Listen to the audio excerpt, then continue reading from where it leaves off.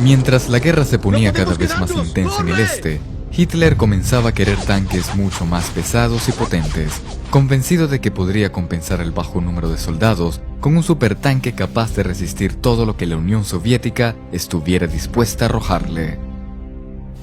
Yo soy Javier García y esta es la historia del Maus, el supertanque de Hitler. El Panzer VIII, o mayormente conocido como el Maus, fue el tanque más pesado del segundo conflicto bélico a escala mundial del siglo XX, hecho por la compañía Krupp para servir en las filas de la Alemania nazi. Esta gigantesca mole constituyó el último blindado producido para el ejército alemán y sin duda alguna el más poderoso en caso de haberse producido en masa. Su nombre proviene de la ironía que suponía aquel tanque. Era enorme y por ello lo apodaron Mammoth, en alusiones a su gran tamaño y fuerza, pero pronto surgió el mote de pequeño ratón y finalmente ratón, o mejor dicho, Maus.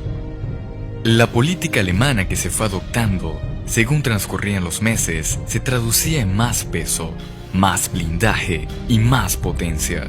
Con este nuevo carro se pretendía demostrar la fuerza de Alemania y el éxito frente a los aliados y soviéticos. Sus dimensiones impresionan. El tanque contaba con más de 10 metros de longitud y 3 metros de ancho y alto. El tanque contaba con el increíble peso de 188 toneladas, 3 veces más que el Tiger. Su diseñador, el fabricante de autos Ferdinand Porsche, lo había dotado de un blindaje que variaba entre los 60 y los 240 milímetros de espesor, el mayor de su época y que supuestamente lo hacía invulnerable. Por supuesto, hubo que crear suspensiones capaces de soportar tal peso, además de adaptar los trenes de rodadura y otros elementos, lo que encarecía sobremanera su construcción. El armamento constaba inicialmente de un cañón principal de 150 milímetros y otro coaxial de 20. Como se consideraba demasiado potente, posteriormente se optó por uno de 120 milímetros. Al final, por indicación del propio Hitler, se le instaló un cañón de 128 milímetros y de otro auxiliar de 75 milímetros.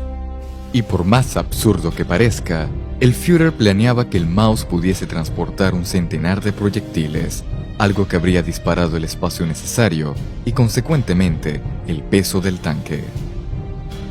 La empresa Krupp fue la encargada de la fabricación del chasis y el armamento, mientras que la Alket se encargó del ensamblaje.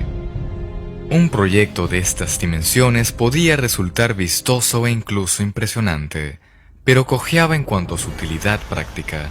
Con ese peso necesitaba transitar por vías firmes y corría el riesgo de quedar atascado en terrenos blandos, lo que hubiera hecho necesarios al menos otros 2 Maus para remolcarlo.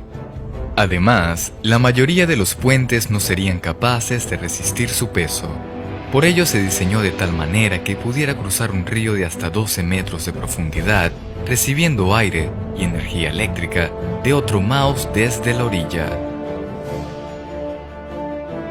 Con ese tamaño, se convertiría en un blanco fácil para la artillería y la aviación enemiga.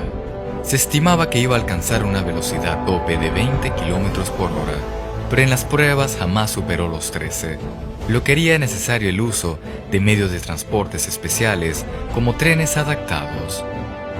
Su consumo era también desproporcionado. Su depósito de combustible de 2.700 litros y otros 1.500 en la reserva solo le permitía una autonomía de 180 kilómetros. Solamente fueron fabricados 2 Maus en 1944 de los 150 que la compañía Krupp tenía inicialmente previstos para construir en los talleres de montaje de Kommersdorf.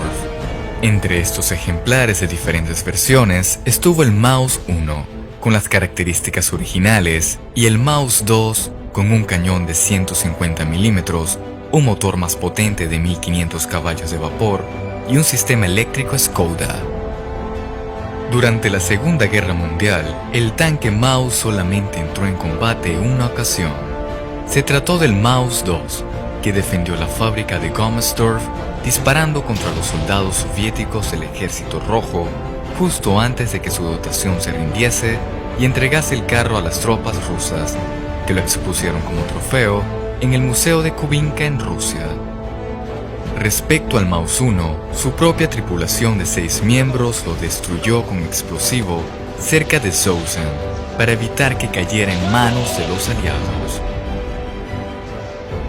Tal vez uno se deje llevar por su enorme blindaje o por su gran potencia de fuego, pero el enorme consumo de combustible en una Alemania donde este preciado recurso escaseaba cada vez más, hicieron que el Maus fuera a todas luces un fracaso.